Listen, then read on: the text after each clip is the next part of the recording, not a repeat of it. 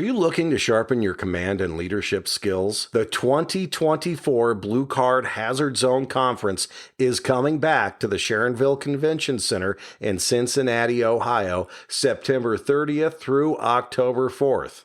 Immerse yourself in 5 days of targeted command education and leadership training at the 2024 Blue Card Hazard Zone Conference. This is your opportunity to recharge your command skills and stay at the forefront of incident command best practices.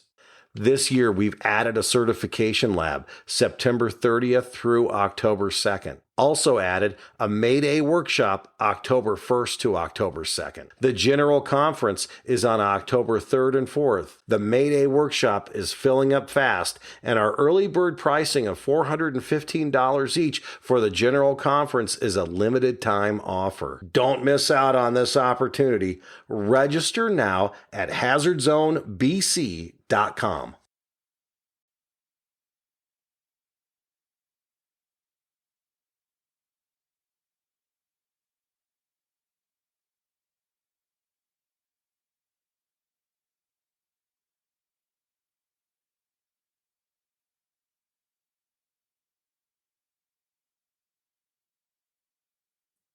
Welcome, everyone, to the Bee Shifter podcast.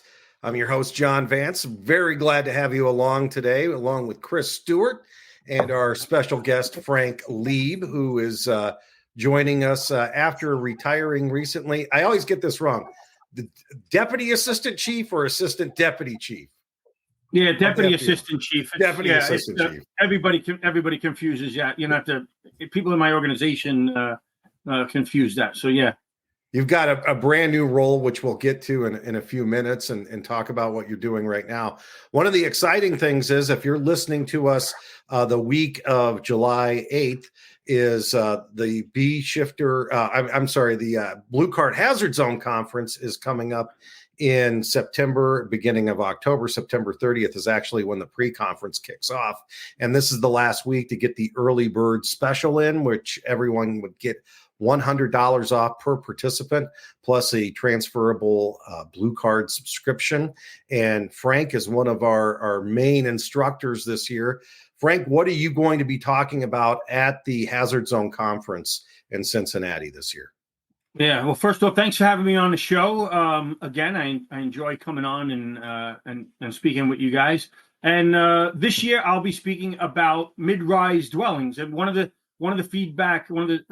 some of the feedback that from last year's conference, right, was, hey, let's do something about mid-rise. And I remember that I let you know, I said, hey, I could put together a program on mid-rise. We respond to an awful lot of mid-rise, and we could certainly fulfill that need. And immediately, like, I hadn't even left Cincinnati last year, and you guys, had me set for this coming year. So I'm looking forward to it. It's going to be an exciting couple of days there. If it's anything like last year's event, it'll be great. But I'll tell you what, I'm not going on television this year wearing a Hawaiian shirt. So last year. Whoa! That's part of the requirements.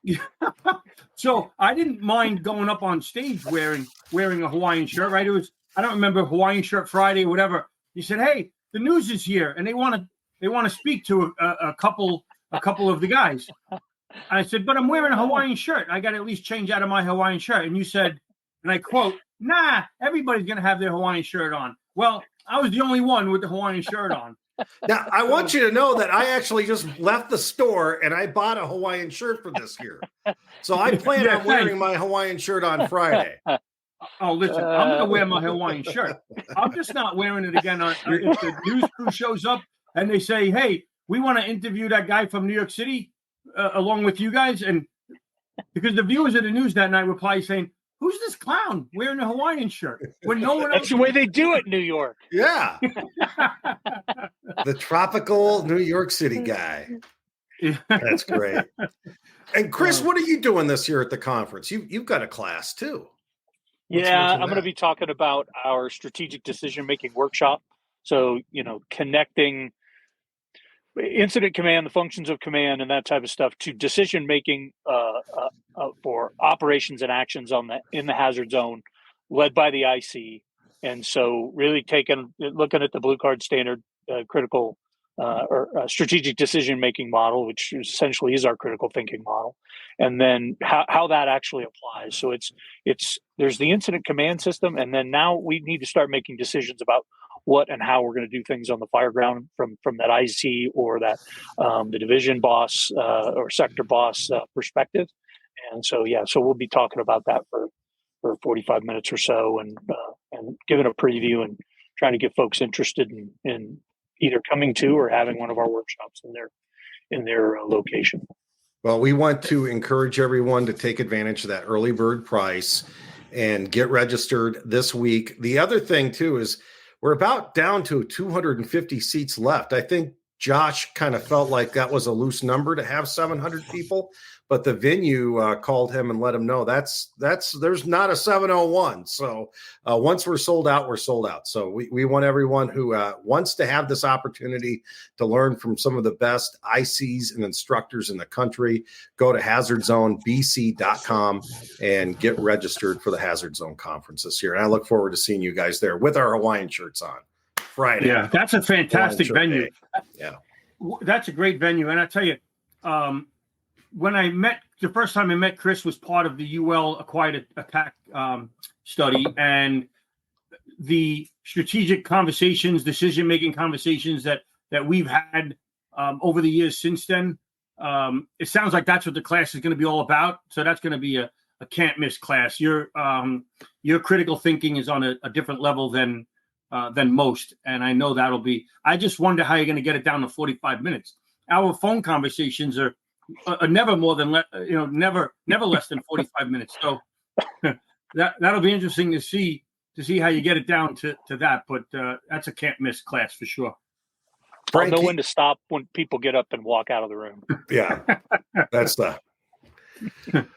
Well, Frank, you recently pulled the plug completely from the FDNY, and FDNY is certainly one of the most heralded fire departments in our country. I mean, people look up to it. It's one of the largest. It's groundbreaking a lot of times, and I just wanted you to reflect before we talk about your new role. How you came to that decision, and really what do you feel like the highlight of your career at FDNY was? Well, so asking the highlight of my career is like asking which is your favorite child.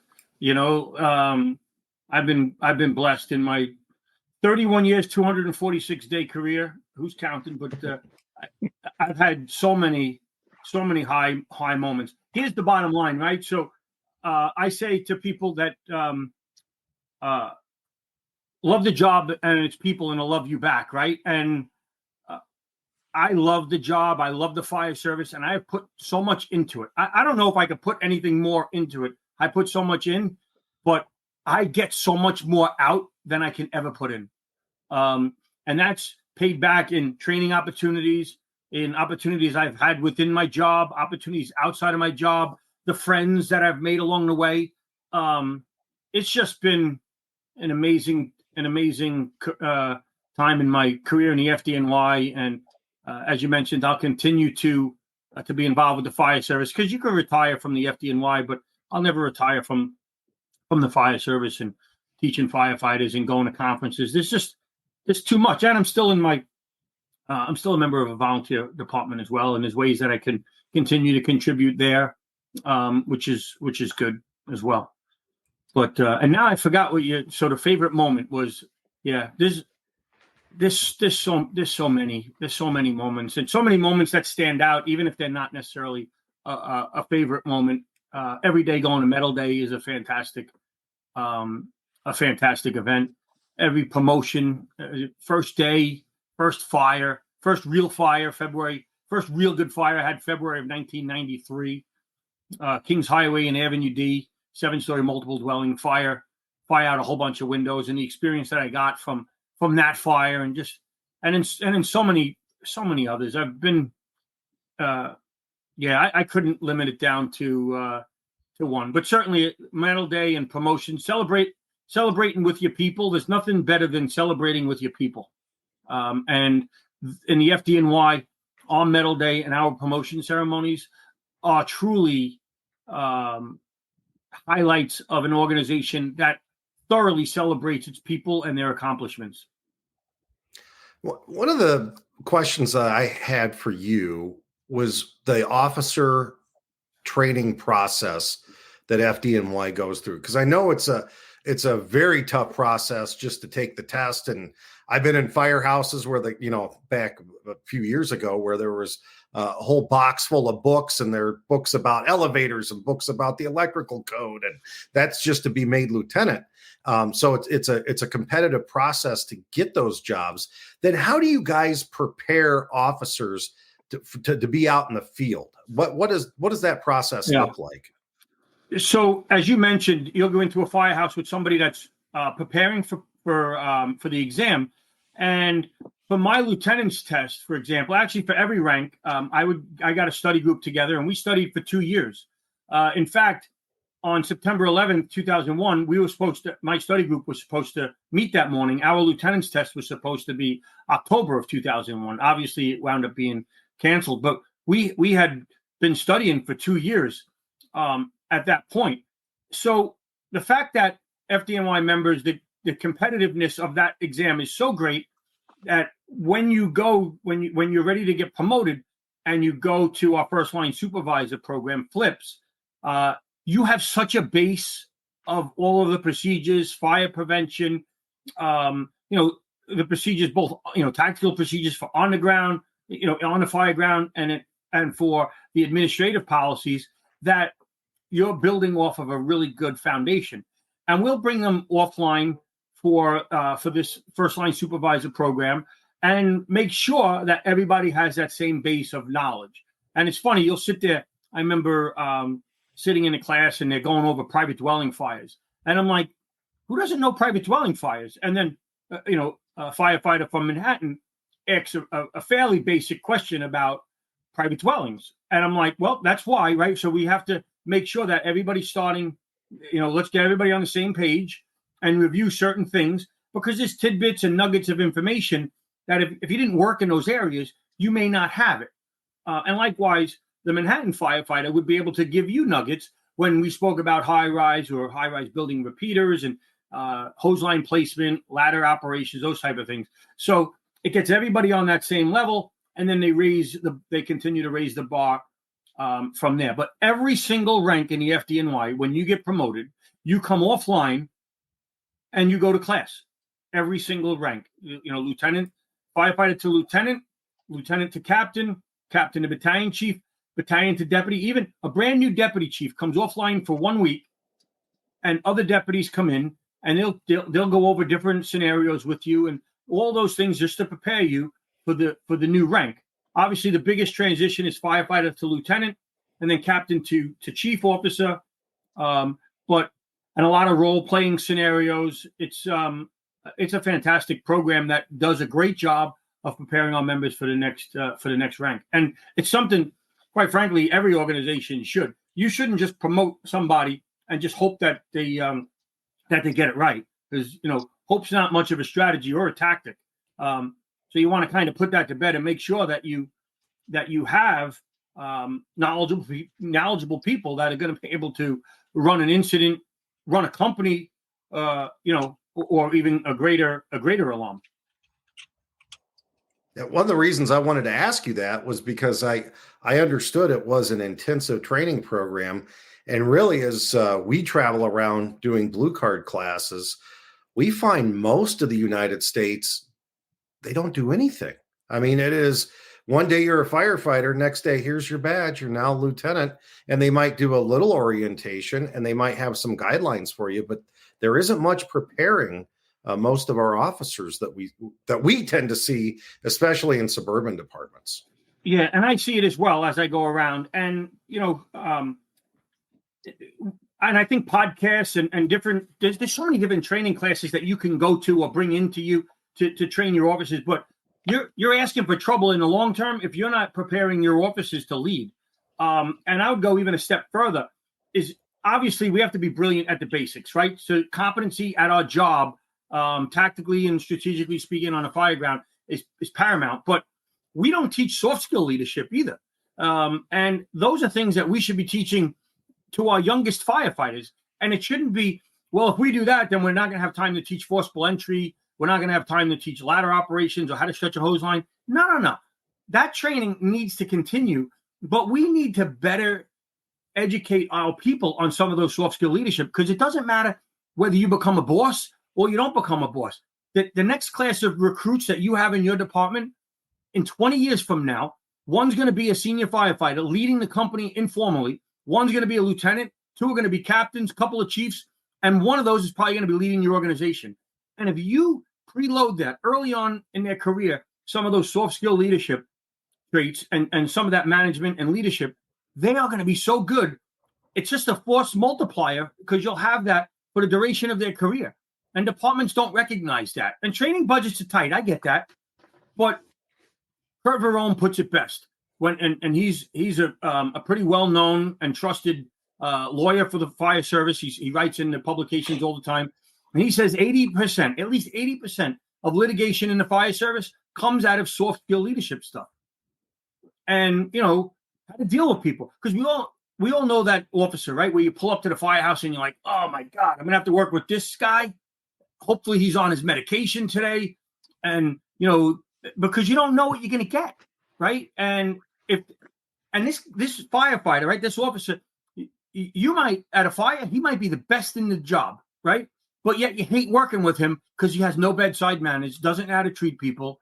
And that's the difference between good leadership and inspirational leadership, people that you want to follow, that you want to be like. And departments miss that all the time.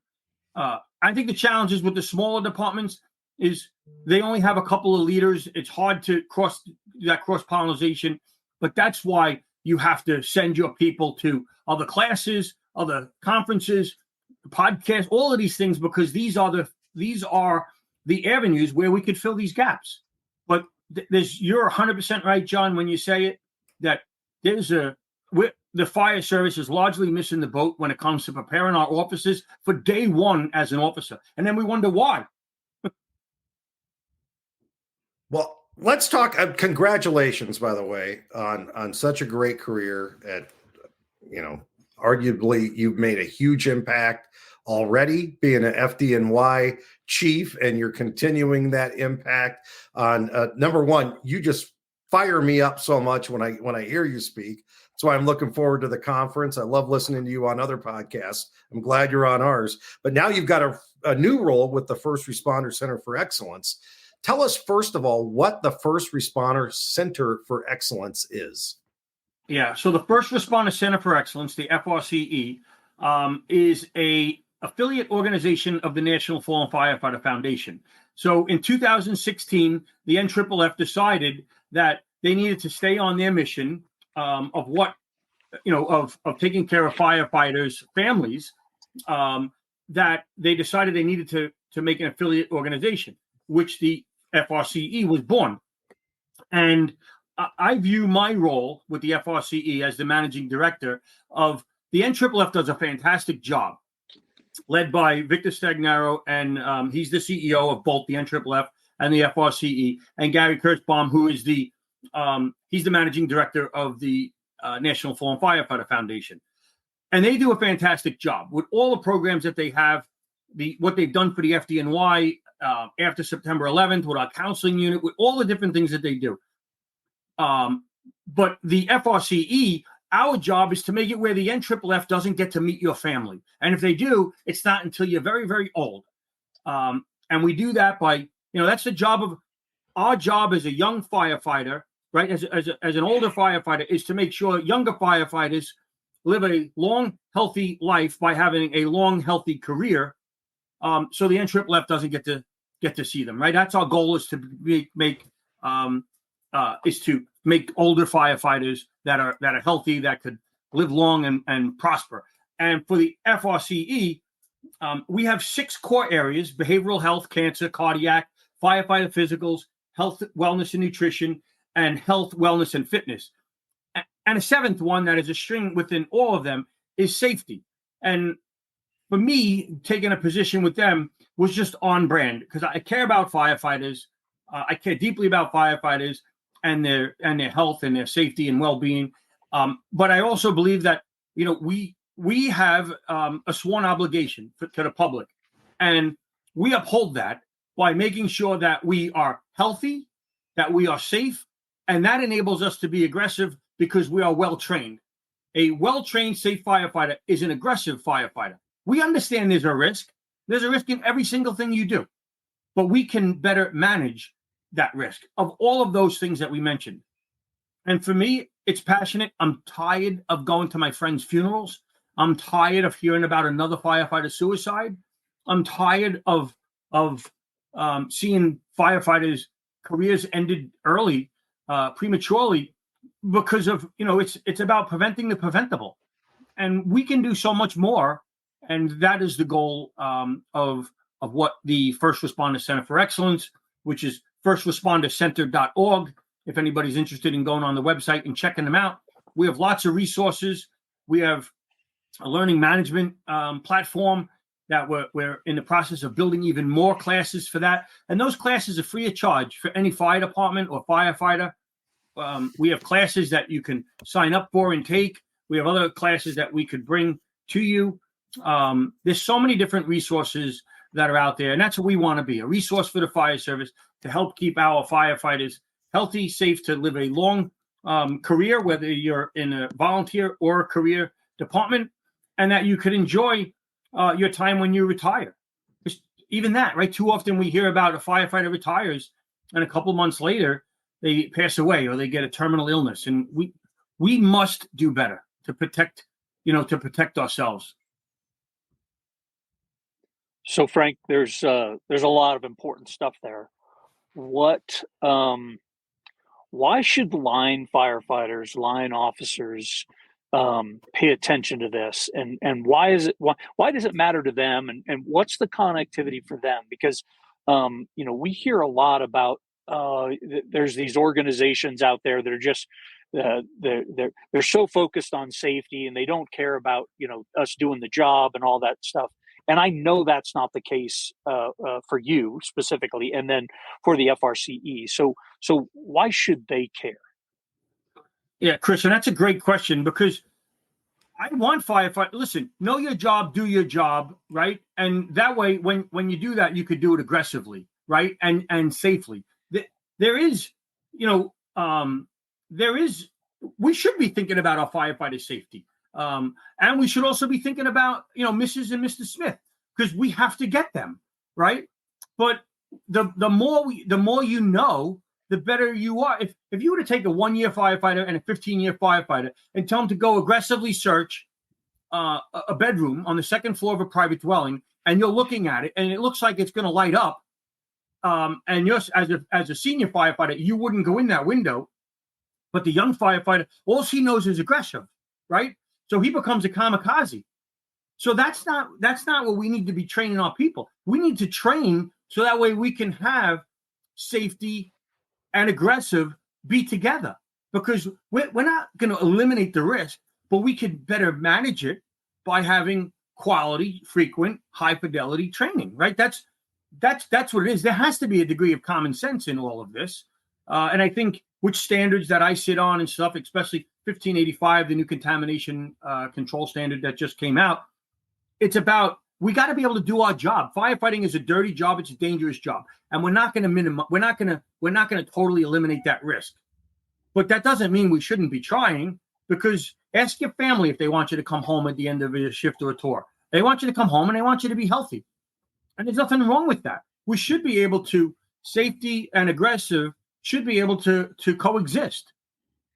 And when we say they can't, you just don't know what you're talking about. You're not educated. If you make the statement, if your logic is that safety and aggressive can't coexist, you just don't know what you're off base. You're big time off base, because I have worked with some amazing firefighters in my career that have done it. I'm not talking about theoretically firefighting. I'm talking about actually doing the job that at times, to save a life, they have risked their life beyond a shadow of a doubt, right? Like, wow, that was an amazing move, but we knew somebody was in there and they made the grab. We're not talking about that. We're going to risk a lot to save a lot. We know that. But Like, why would you not decon? Why would you not clean up afterwards? Why would you not understand the mental health aspect of what we're doing? There's so many different things to just blanketly say we got to be aggressive for the sake of being aggressive. Listen, my department is as aggressive as any department in the world. We will rescue more than 100 people this year, just like we did last year. And at Medal Day, we'll celebrate 80 of them, or somewhere in that neighborhood. But that's because we train. We play to win on every run, every tour, every day. Losing's not an option. Go ask somebody is losing an option for you, Chris? John, is losing? No, it's not an option. Hell no. And that's the mindset that no, we're not going to lose, but we win. We prepare for it's a football game. We prepare for the fourth quarter and overtime by putting in the extra sets and reps when it matters most. When you're tired and when you've already put in a full day's effort, you're putting in more than anybody else. And that's why you have better outcomes than anybody else. And anybody that says that otherwise, I don't know, either they're talking theoretic firefighting or they don't have the experience. I don't know. But talking to firefighters that have done it, and I've seen them risk it all to save a life. They're not, when they're going in, they're not consciously thinking of their safety, but subconsciously they're training, and all that they have, their training, the teamwork, the mentorship, everything that got them to that point is a culmination coming together, which equals safety, even though they're taking a higher risk at that point. But they won't necessarily tell you it's a higher risk to them. To the uneducated eye, it looks like an unacceptable risk because they don't understand the training and dedication that they put in, because the time for preparation is over when the tones go off. It is the time that you put in the trenches and the sets and reps that matter beforehand, because safety and something not being safe is really in the eyes of the beholder. If I know what I'm doing and I know what I'm looking at, a civilian who has no idea isn't going to understand the risk that is necessary to take. A well-trained, educated firefighter understands that, and safety is a built-in component of that. And to say that we could isolate them in silos is equally unrealistic, because they're part of the total package. Safety in firefighting comes with training and education, and anybody who thinks otherwise, again, I think is off base, which is why I say don't let anybody shortchange your training. Our training is too important. Training budgets get cut all the time, but the uniform must always be advocating for training. You're either getting better or you're getting worse. No one stays stagnant, which is, I try and read or do something fire related every day, because no one's going to fires every day. So iron sharpens irons, and do the job and make sure that you're putting in the time that's necessary to be safe and aggressive and actually come home at the end of the tour. So a big part of this seems to be it's kind of a maturity in thinking and how we're representing ourselves, because there's a time and a place where we're very focused on the risky, being able to perform in the risky situations that we should and be ready to actually perform. But then as we mature, I don't think that lessens, but we also become way more aware of why I need to be safe. Because if something bad happens to me on the fire ground, I can't finish my job, right? And I actually showed up to do my job. And so there's a connection here, I think. So you were talking about mental health, you were talking about cancer prevention, you talked about some other physical and medical wellness programs that the FRCE connects to. Why do those matter as well in the performance? Because those aren't trying to take away from the aggressive nature of our work. They're trying to enhance our lives and our longevity in that. So what does that mean for you guys, or what's your perspective on that? And that's a great point, Chris. And it could be as simply as, so not far from where I live on Long Island, recently there was a car accident where the driver drove straight through a nail salon, killed 4 people, 9 people were bad. It was a horrific scene.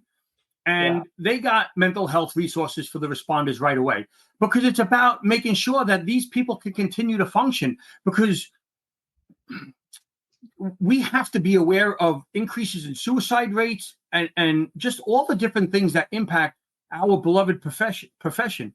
And sometimes, you're not meant to see somebody who's been crushed in a car accident, or the person who's the last person to speak to somebody. So getting those resources or preloading some of these coping mechanisms in before, because we lose people not only when they die, but we lose them sometimes to mental illness, and in some cases they never recover.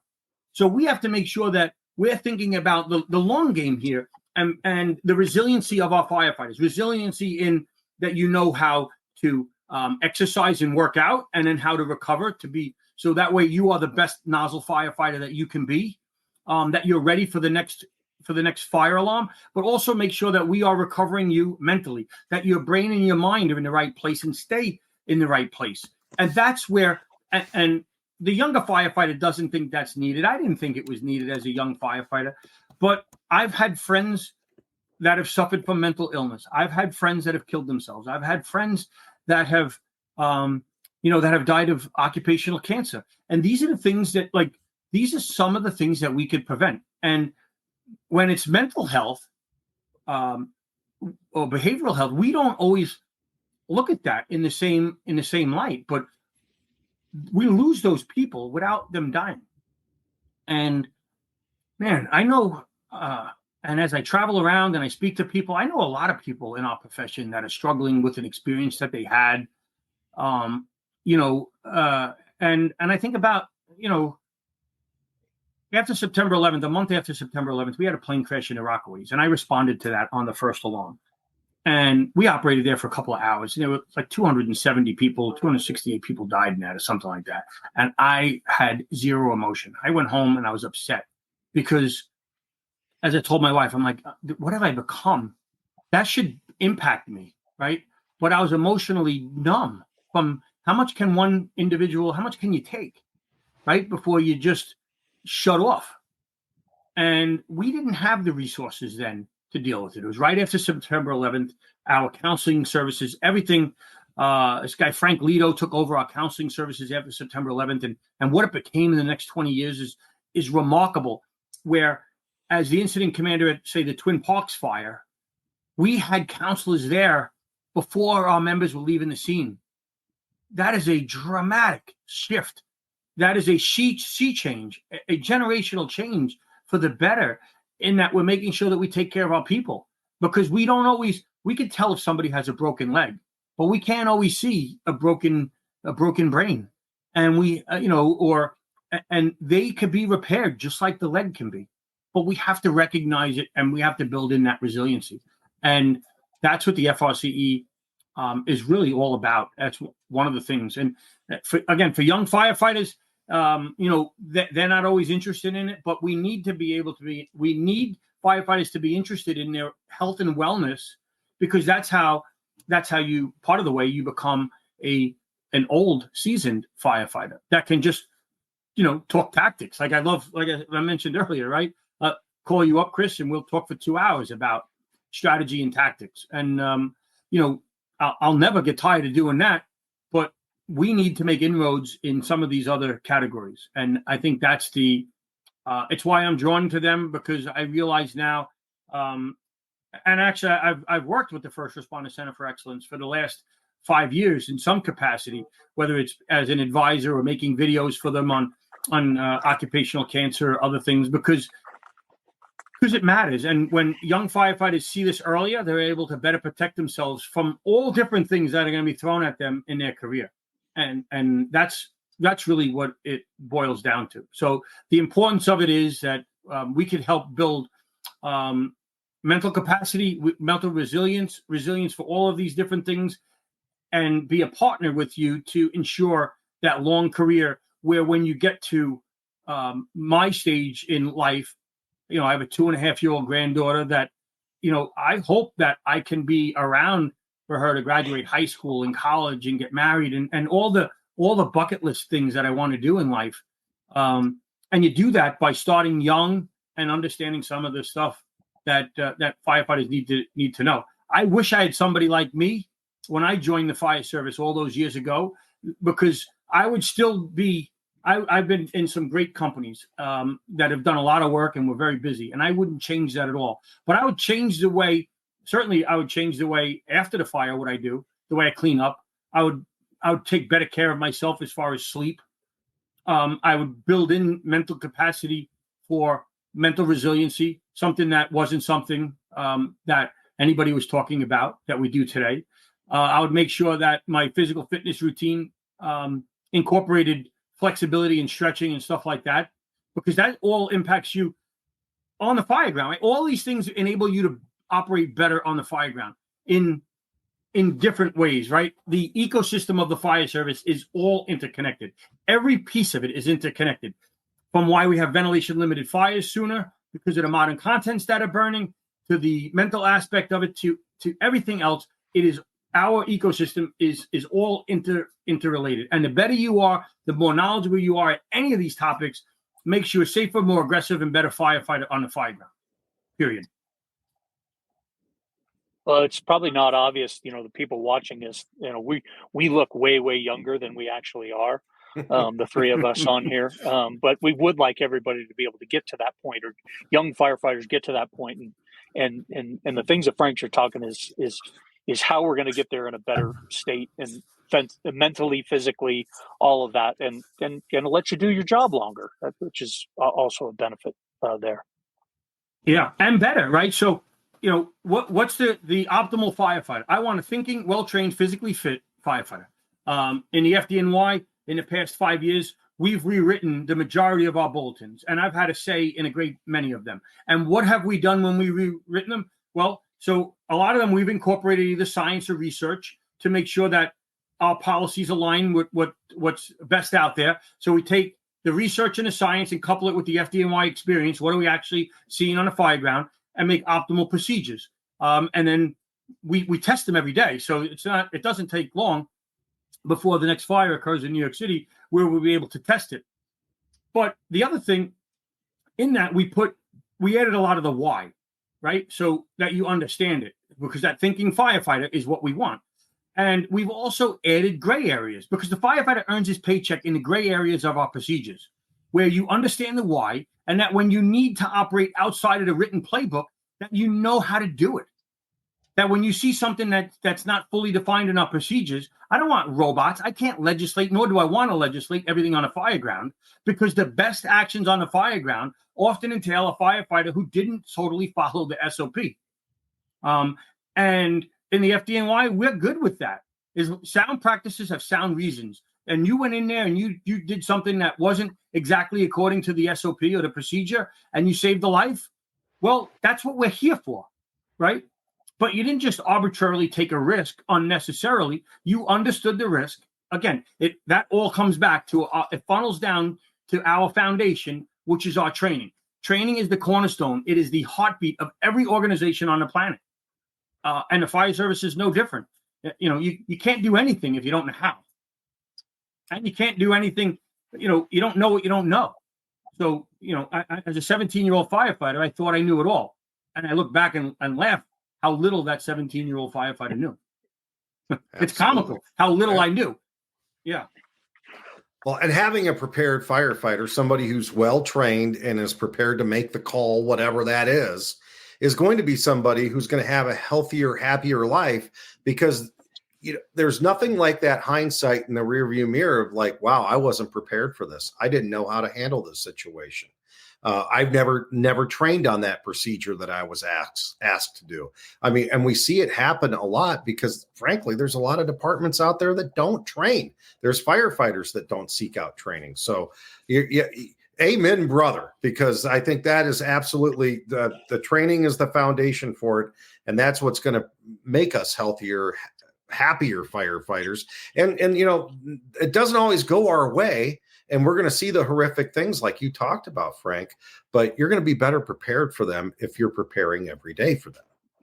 Yeah, if you're not training, if your department's not training, that's malfeasance, right? That's negligence at this point. And the more you train, right? So it's about pushing down decision making to the lowest levels possible. I want the firefighter that's coming in off of the fire escape to recognize by looking, recognize where the fire is in the building, recognize that he should be going in or she should be going in that window and making these decisions. again, it comes down to making sure that we could push these decisions down to the lowest level, and that comes with training our people and empowering them to make decisions that they know, if I make a good decision, I'm not going to get punished. And guess what? Sometimes the decision's not going to be the best decision, and they still won't get punished for that. But there also should be some non-negotiables, right? And non-negotiables should be that you're training, right? That's an obvious non-negotiable, because you're going to get better. There's certain things that don't impact our operation that should easily be non-negotiable. And I think that's one of training. You have to be training, and you have to have a standard. Frank, switching gears to cancer and cancer prevention a little bit. We keep hearing about PFAS and turnout gear, and I'm kind of lost on where I personally even know about this right now. What do you know about it? What is being done? What's the next steps for us? Is there next steps? So where are we at right now with PFAS turnout gear? Yeah, so I think this conversation has been around now for many years. Diane Carter has been, I guess 5 years, right? Her husband's a Boston firefighter. It's got to be at least 5 years. And I think about PJ Norwood and Frank Leeb out of Connecticut. They had Bobby Holton on their fire engineering podcast some time ago, and Bobby Holton probably said it best when he said, "We know PFAS is in our gear, so we need to be mindful and respectful of it, and wear it when it's needed for structural responses, and perhaps not wear it on non-structural responses, or when we're doing building inspection, or when we're picking up the meal." But part of that is, it's a wicked problem, because if we want our members to not wear our gear, well, when it's 10 degrees out in the winter, or it's snow, that fluff. I know you guys don't, in Phoenix, you don't know what that 10 degrees, you guys have to work in that? Yeah. So when your member's going out on a medical run or something, like, are we providing them with something to keep them warm, or are we allowing them to wear any jacket that they want? Right. So that, in some departments, that's a challenge. So if they're using it to stay warm, well, that's something that needs to be addressed for sure. But be mindful of it. We know that PFAS is in the gear. We know that. We know that there's research going on. We know that in foam, right, AFFF foam, the researchers understand the pathway to exposure and stuff like that. And now there's been changes.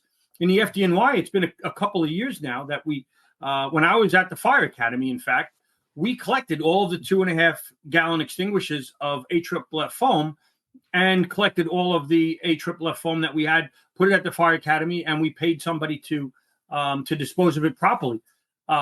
So, because we understood the risk is still, I would say, to a degree, is still being defined when it comes to our gear. There's a lot of movement with that, and making sure that we don't have it in there. I think we're going to see movement with the NFPA standards, because that's where it starts, right? And I think about there's an NFPA podcast out there that Alan Brunacini was on, and it was riding the tailboard of the apparatus. It's about a half-an-hour podcast. It's fantastic.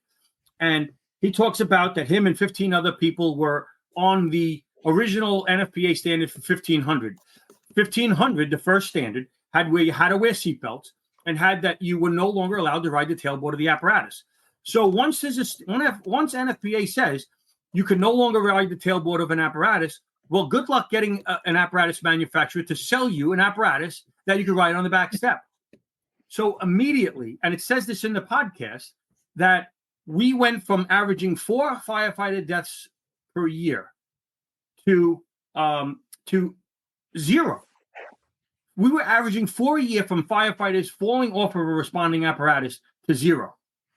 And I say sometimes the moments that never happen matter the most. And in the podcast, Brunacini says that he was getting death threats but they're like, how can we write the first health and safety standard for the fire service and not include the 800-pound gorilla in the room, which is seatbelts and riding on the back step of the apparatus. So we're moving in the right direction. I know it feels like we're moving slowly sometimes, but in the meantime, we should be mindful of the gear, wearing it on responses. We should be showering when we leave the firehouse. If you finish up a tour, even if you don't go on any fires, you should be taking a shower, wash your hands after every run. And I was listening to a podcast with Graham Peasley. He may have also been on that podcast with PJ and Frank Leeb. But Graham Peasley mentions about the PFAS. So he's the researcher from the University of Notre Dame. He's the leading expert on PFAS. And he says that in the gear that he sampled, that the PFAS was sloughing off of the gear. So his recommendation was, in addition to all the things I just mentioned, when you get a brand new set of gear, wash it once first, because any of the excess PFAS will come off in the wash. Now, you should be mindful of your children being in your gear and stuff like that. There's a firefighter photographer who wrote an article a couple of years ago, and she said in the article, if you have the black inside liner of the helmet, when you put your kid in that or the gear, put a black blanket in them as well. Because I would never advocate for not taking these photos, but we just want to make sure that we're protecting our family and our loved ones from any potential exposure while we're still figuring out the pathway for exposure from our bunker gear and stuff like that. But be mindful of it. It's the best that we have. So we just got to continue what we have, but be mindful, protect yourself to the best we can. And we also want to make sure that whatever solution they come up with isn't down the road, we're saying, well, that solution was more dangerous than what we had. And a great example of that is when we look at flame retardants, right? Where flame retardants started with in California with the law that they had there.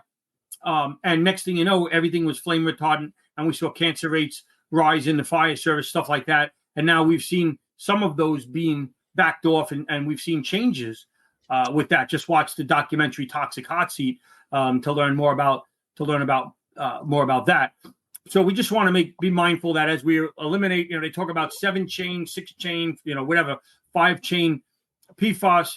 They say, well, we'll go to a 3-chain. It's better. Well, I don't know. I guess less is better, but we got to make sure that we understand what we're talking about, and that we have people that are looking at this and advocating for us, that we have that we're going to get gear that best protects us from the thermal and the toxic insult that we're exposed to on the fire ground. And we're not quite there yet, but every day we seem to get closer with the manufacturers and certainly with the researchers and what they've been doing. But the ultimate pathway to the change on that will be when, and it'll be certainly on the next cycle. I'm positive of that, with the gear standards for NFPA, because manufacturers listen to that. They have, because they don't want to hold the liability.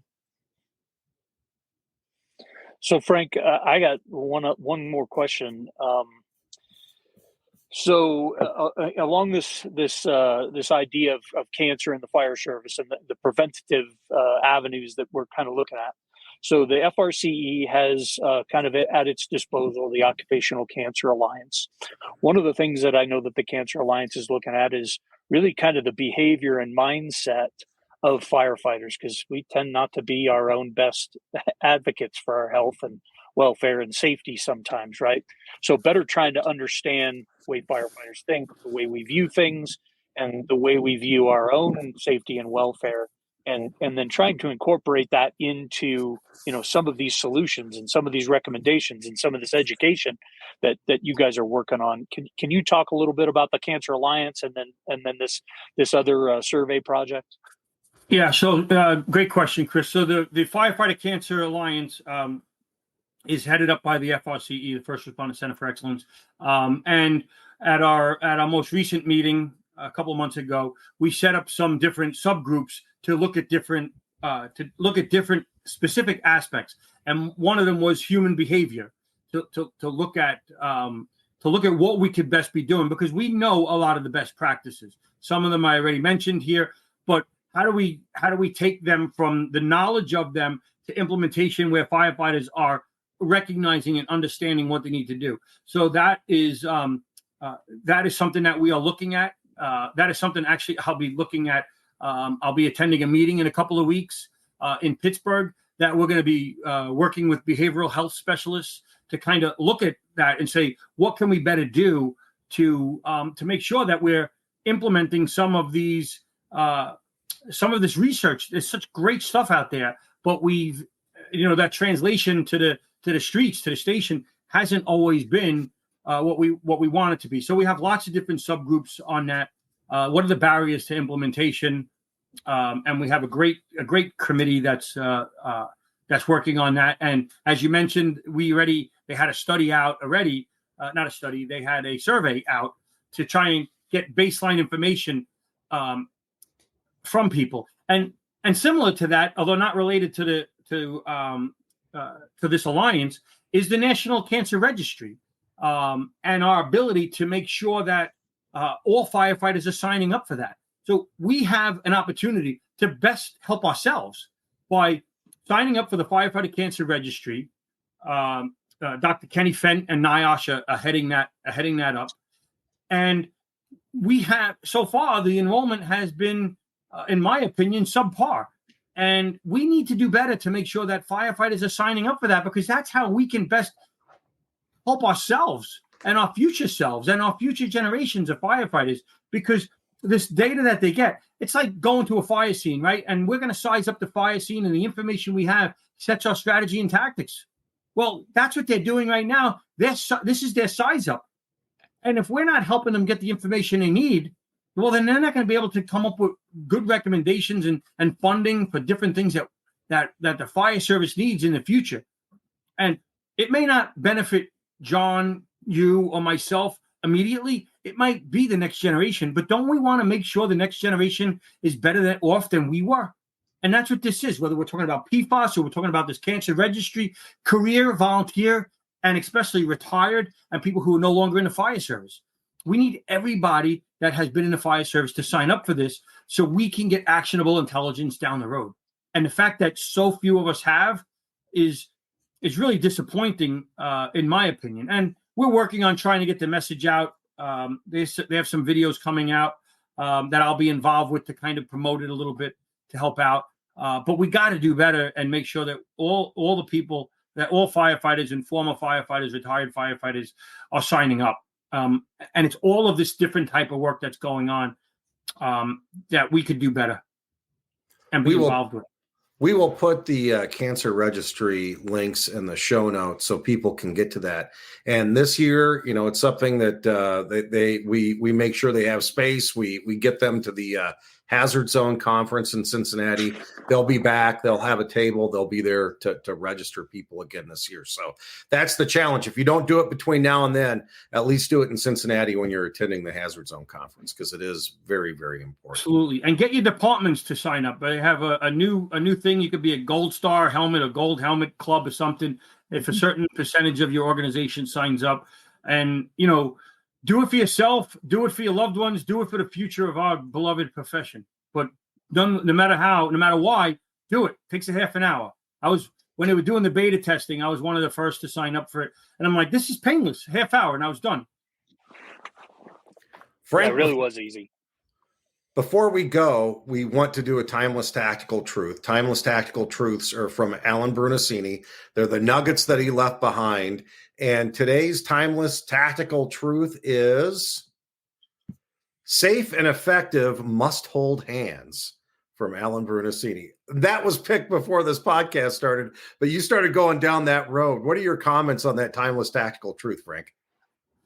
It's timeless. It will endure. It always will endure, because it's so true. It's just, and we've hit it pretty hard today. And I think the better, it all starts and ends with training. The better trained you are, the more effective you are, the safer you are, and the better your outcomes will be. The FDNY saves the amount of lives every year we do because of our training, and that bakes in safety. When you train, you bake in safety with it.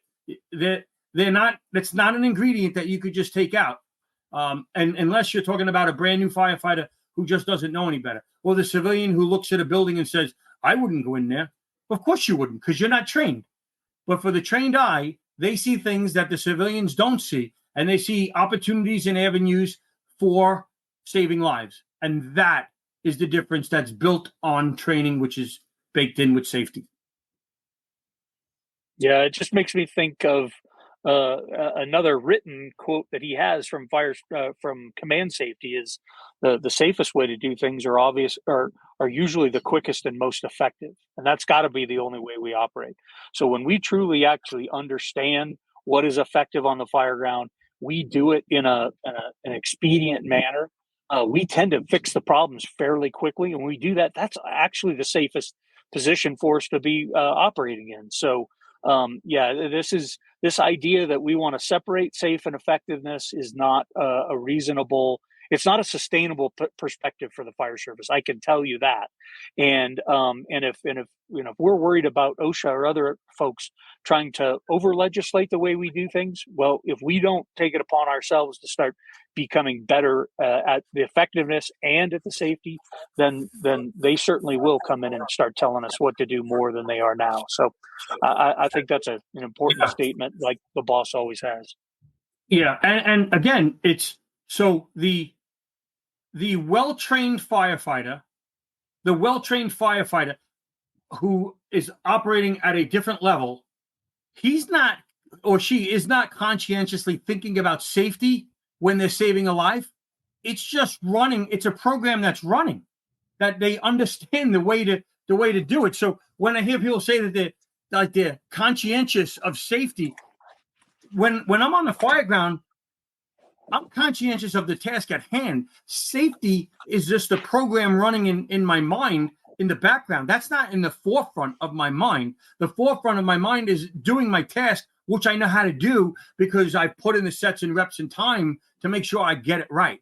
So again, it's not theory. It's talking about actual what we're doing on the fire ground. And if you talk to an experienced fire ground commander or a firefighter, they will tell you until it gets deep into an operation, right? When we're thinking about a collapse zone, stuff like that. Initially, we're looking at the scene, but we're taking the strategies and tactics and everything that we need to do and implementing them, with safety as an overall consideration. But that's not the top of mind consideration most of the time. It's just a program running, keeping everything in order. And I don't know if that's the case when you have a young, inexperienced or untrained firefighter that thinks that we can put these in silos and separate them out. It's baked into the cake if you have a solid recipe for your cake in your department. And the FDNY has a solid recipe. Look at our track record. Like, we're saving lives every day. Excellent. Well, Frank, is there anything that you wanted to cover today that we didn't get to before we wrap this up? No, I look forward to seeing everybody in Cincinnati at the Hazard Zone Conference. I appreciate you guys as always having me on. And, it was, I'm honored it's a privilege to serve. Well, it really isn't. I've got a whole page full of notes that I always learn so much from you, man. I mean, I really appreciate you taking the time to be here today and to share what you have with the B-Shifter listeners. You can go to firstrespondercenter.org, find out more about that organization, get involved. Frank's continuing to do the great work out there, and we do look forward to seeing you in Cincinnati in October. Frank Leeb, thank you for being with us today. Thank you, my guys. friend. Appreciate it. Thank you, Chris. See you guys. All right. That's it. We'll cover it. Yeah, we kept it under an hour. That's right. We're at 57 and a half minutes. So, hey, thank you so much, Frank. It was awesome. And thank you, Chris, for co-piloting today. I really appreciate that as well. Yeah, and I knew some of the things man.